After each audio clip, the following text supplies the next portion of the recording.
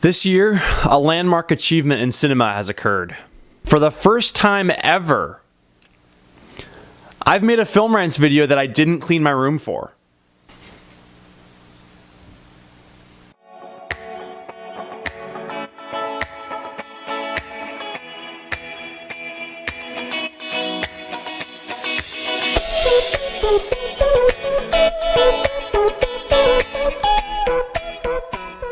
Okay, you've read the title. You know, I'm here to talk about Infinity War. Apparently, this movie is like setting records at the box office or something, you know, something like that. This is actually one of the first times that something like that has been tangible in my life.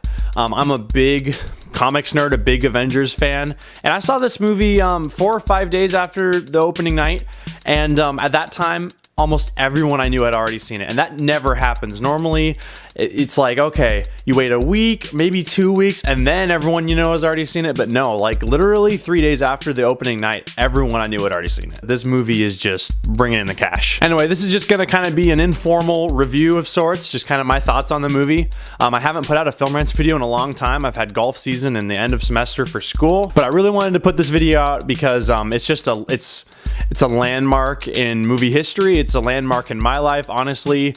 It's a huge event, and it deserves a film rants video, whether I really have the time to make it or not. Big spoiler alert, this is going to be a spoiler video. If you haven't seen the movie already, go see it, then watch this video. Anyway, with that out of the way, let's get into my thoughts. First, the positives. To be completely honest, I've never had good pacing be the biggest standout positive of a movie, but that's what it was. After the movie was done, literally the first thing I could think of as far as good things about it goes is the pacing. The movie is over 2.5 hours long, but it felt like 45 minutes. It just keeps going and going and going, and it doesn't feel rushed at any points, and it doesn't feel slow at any points. It honestly just feels like a thrill ride that doesn't stop. It was very well edited and very well paced. Along with that, I felt like they had pretty good screen time for all the major characters. I'd say one of the hardest things to do with this movie, I thought, would be to try to fit in enough screen time for all of these major characters, because this is huge. This is a huge cast, and I think they did about the best that you could expect. It wasn't perfect. I'm a huge Spider-Man fan, and I felt like they needed more Spider-Man. There are a few characters that aren't in this movie, but yeah, I thought they split up the screen time pretty dang well for what they had to work with. And with splitting that screen time up, I feel like several characters did have several good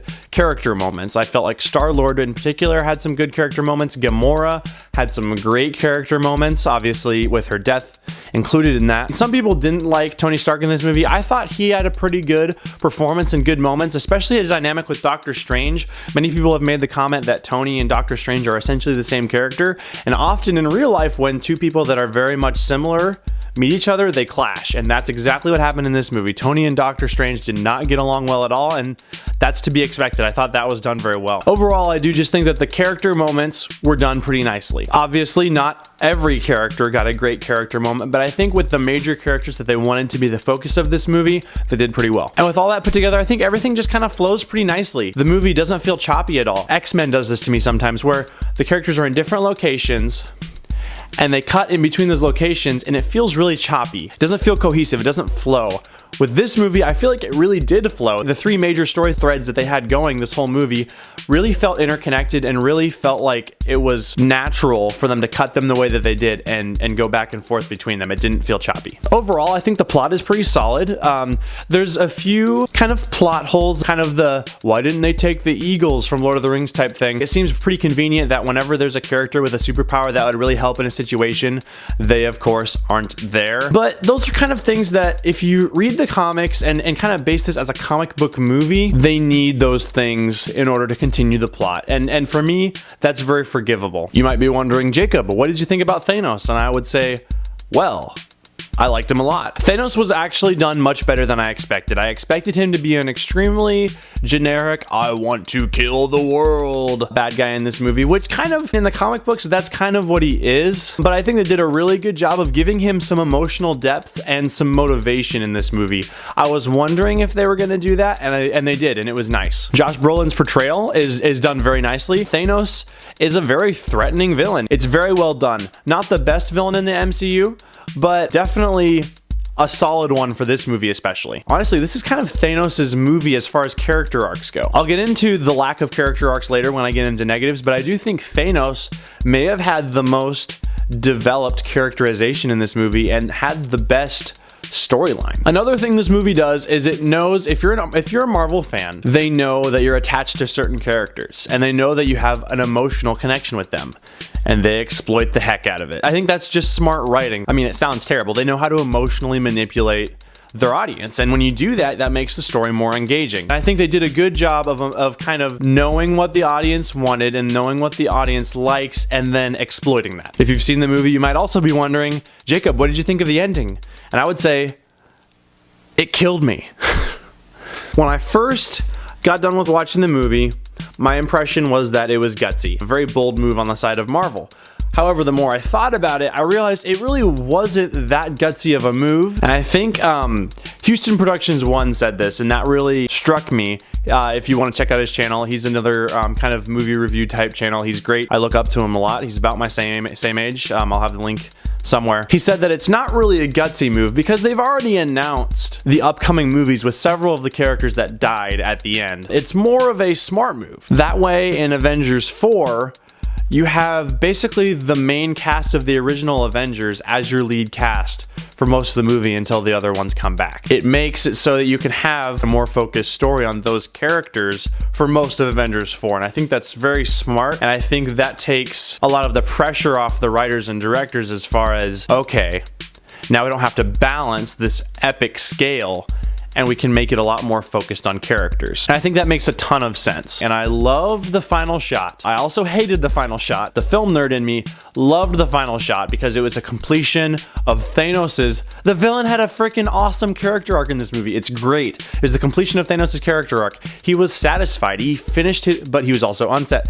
Oh man, he completed his goal. He completed his mission, and he finally got to watch the sunset over his new reality that he's created. But also deep down, he knows it's not everything that he wanted. When he originally snaps his fingers and he has the vision with, you know, little Gamora, I mean, that's kind of sows the seeds of doubt in his mind that he's not doing the right thing, and I think that is great. So now I'll get into negatives. My first one, obviously, is that they killed Spider-Man. Literally, oh man, I went to go see this with my girlfriend, and as soon as they put the camera on Peter, I was like, oh my gosh, no, they're gonna be, oh no. And I just literally, I held her hand, then I just held it tighter and tighter. I was squeezing so hard, oh my gosh. Oh no, I just couldn't bear it. I had to look away. It was, I know they have to bring him back, but still, that was terrible. Another negative for me is that they never had really a uniting Avengers moment. They call it an Avengers movie, right? It's Avengers Infinity War because it has all of the Avengers in it. However, there's never a time when the Avengers actually meet up and team up and save the world. You know what I mean? There's never a uniting moment. In Avengers 1, there's the classic shot of all of them standing in New York during the Battle of New York, and you have the rotating camera, and it's the classic epic Avengers shot. You have a similar thing in Age of Ultron when they're fighting Ultron, kind of the slow motion, everyone's fighting, and it goes around the, you know, kind of the interior of the building shot. And then here, there's never that moment. They're divided the whole time. That is on purpose.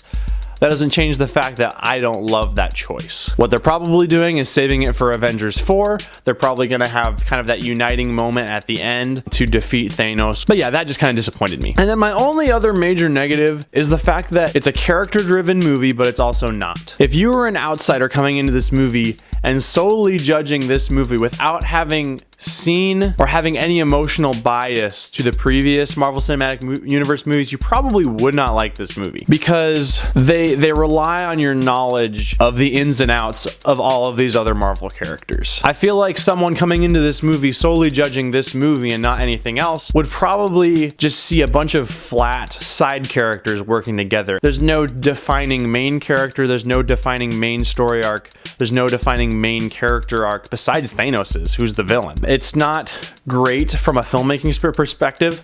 However, I do see and I do recognize the fact that I don't think that's what this movie was trying to do. This movie is a culmination of 10 years of the Marvel Cinematic Universe's movies coming together. They're kind of relying on the fact that you do know all of these characters by heart and you care about all of them. And then at that point, they don't really have to have deep performances or deep writing on these characters. They just need to have kind of of the shallowest forms of these characters, but all of them working together and stopping this great evil that's been building up to this whole time. I would call that, like I said, a negative from the filmmaking's perspective. However, if I'm being completely honest, I don't think they could do really any better than what they did with this movie. So keeping all of those positives and negatives in mind, overall, this movie was everything that I wanted, honestly. I know I'm almost definitely blinded by my comic book nerdiness and all of that, but seriously, I was extremely satisfied by it. It's the best possible movie they could have made, I think, with this concept and with this huge of a cast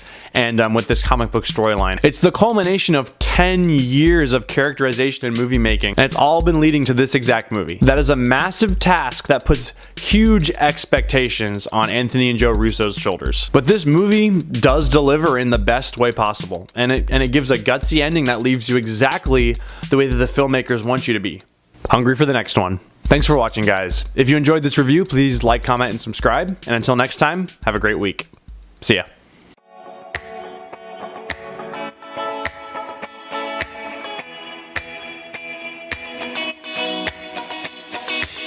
Boop, boop, boop.